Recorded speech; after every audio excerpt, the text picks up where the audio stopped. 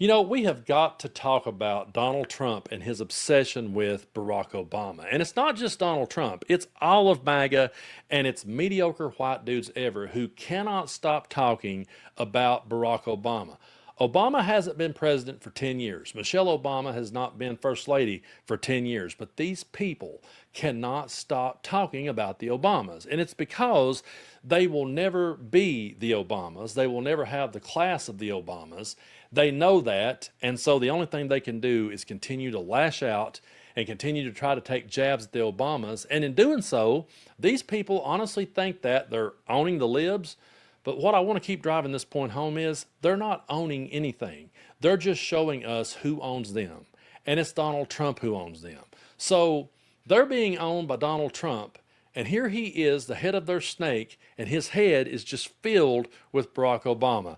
And Obama was asked recently what he thinks about Donald Trump's obsession with him. And I know what so many of us wants to see. We want to see Obama get down in the dirt and get real muddy. We want to see him cut a promo on Trump the way The Rock used to cut him on Steve Austin. I'm going to come in there and whoop the hell out of you and, slap the goatee off your trailer park trash. That's what we want to see. Obama's never going to do that. That's not his style.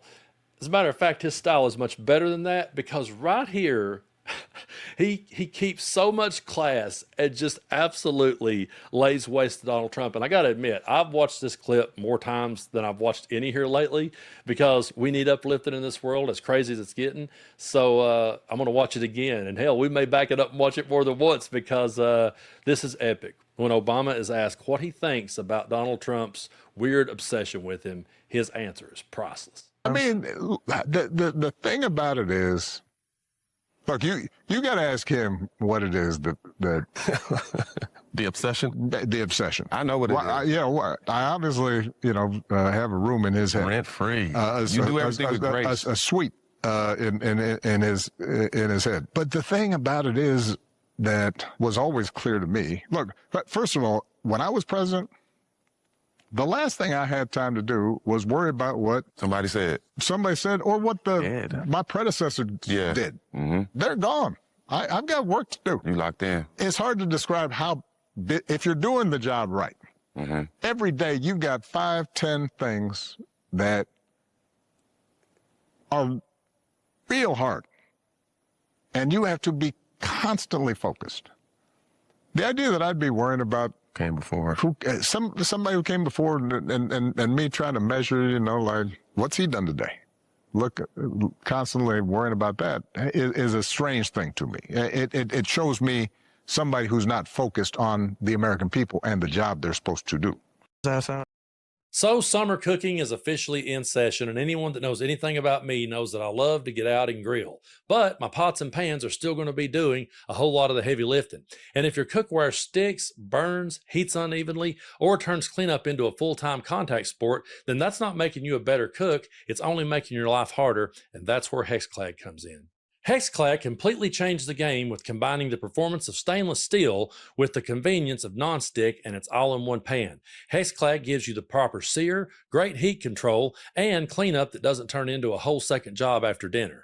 And folks, I got to be brutally honest with you. Living here in East Tennessee, I don't always want to be out there grilling in this heat and humidity. So if I'm going to be inside, I want this one right here. This is my go-to frying pan now for burgers and fried chicken. They got these stainless steel handles here. You're not going to burn yourself. These pans do not stick. They're safe in the dishwasher. Plus, they come with a lifetime warranty. I'm telling you what, folks, this is the last frying pan you'll ever have to buy.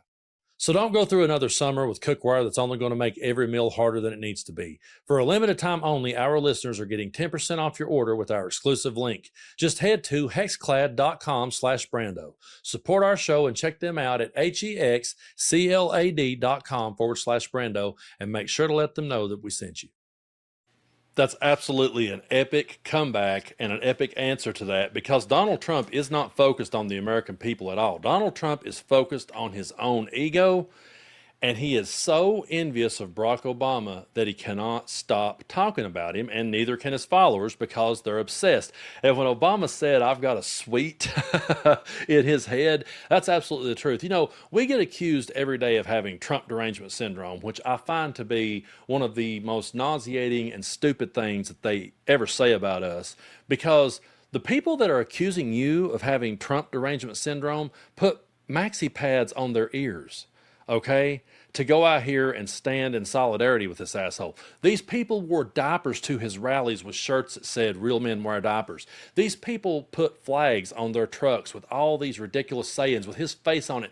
I've literally seen there. Okay, not far from where I live is the town of Pigeon Forge, Tennessee. It's probably about like an hour and a half, hour and 45 from here, something like that. Well, it can be 3 hours depending on the traffic. But anyway, there's a store there. Actually, it's in Gatlinburg. And I was playing a gig one night and looked over, and there was the damn store.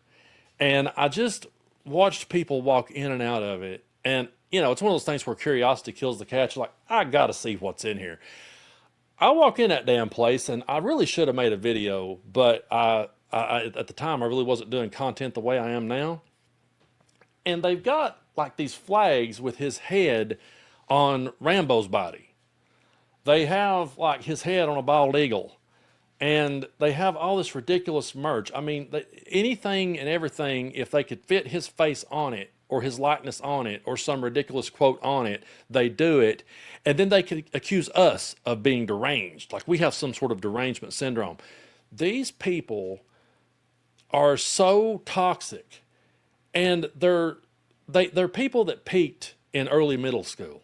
And they're never going to rise above it. The only thing they can do is latch on to Donald Trump and his WWE style of rhetoric. So someone like Obama, to these people, he comes off pompous to them. I've heard them call him that. I've heard them call him an elitist. He's pompous. He's arrogant. And they think that because he's so intelligent that when he's not speaking WWE. He's not speaking down on this level that they can whittle it up and stick it on a flag or stick it on a piece of merch to sell it in Gatlinburg.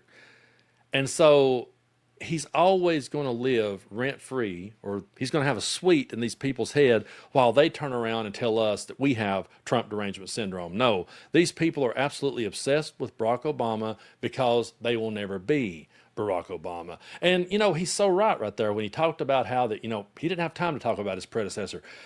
Obama came in after George W. Bush. He had a massive mess to clean up. He had 2 wars and a wrecked economy, thanks to George W. Bush and Dick Cheney. And I remember when he came in, wondering how he was going to handle things, and he did so with grace. He went in there, he rolled his sleeves up, he went to work for the American people. You might not have agreed with every single thing that he done, every single time that he did it, but he was a man who was in there going to work for us every step of the way. And he didn't sit and bash Bush. He didn't sit and put the blame on him. He didn't go back and talk about Ronald Reagan. You know, he didn't go back and talk about Nixon. It's crazy to me that we live in a world where these people still obsess over Obama, and they'll obsess over the Clintons too. But Obama's the one that they really obsess over the most because, you know, I had my good friend Mark here on the channel, and we were talking about how that, you know, the reaction to Obama, this knee-jerk reaction, is what gave us Donald Trump. And what we're hoping for is that enough people will have enough of Donald Trump and that knee-jerk reaction will swing back to some human decency. And that's what the Obamas gave us. When you saw the opening of the Obama Presidential Center, we got to see and be reminded of what it was like to be led by a decent human being. And we got to hear someone speak eloquently and speak with compassion and speak with care about the American people. And I think that that pendulum is going to swing back the other way. People are going to get tired of this rhetoric. Donald Trump has already pretty much sold his base completely out. He doesn't care about them. He never did, but now you can just go ahead and go for it. He doesn't care anymore. And I think as time goes on, the more he makes a mess out of everything, the more people will walk away. And eventually we will be able to get back on the side of having reasonable conversations with reasonable people. But we have to get louder, and we have to drown out the bullshit. And the biggest bunch of bullshit is that these people cannot get Barack Obama out of their head. And I think it's hilarious.